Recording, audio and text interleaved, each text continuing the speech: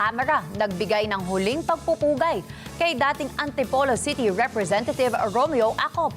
Si Vic Somintak sa detalye. Nagsagawa ng huling pagkilala at pagpupugay kay dating Antipolo City Representative Romeo Acop sa Kamara. Dinala ang mga labi ni Congressman Acop sa plenaryo ng Kamara para kilalanin ang kanyang kontribusyon sa legislatura at serbisyo publiko sa pangunguna ni House Speaker Faustino Bogie D. III.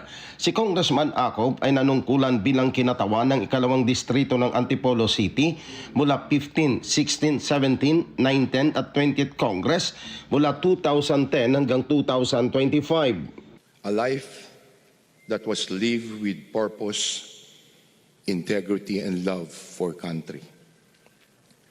Damang-dama po natin ang bigat ng katahimikan dito sa bulwagang ito. We feel this loss deeply, not just because we lost a colleague, but because we lost a friend. Bago pumasok sa politika, si Acop ay nagtapos sa Philippine Military Academy Class 1970 at naging hepe ng Philippine National Police Criminal Investigation and Detection Group o PNPC-IDG.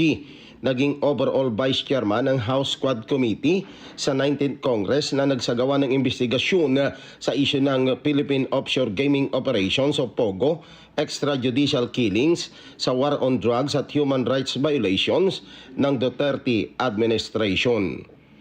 Vic Somintak para sa Mata ng Agila, matatag, matapang, matapat.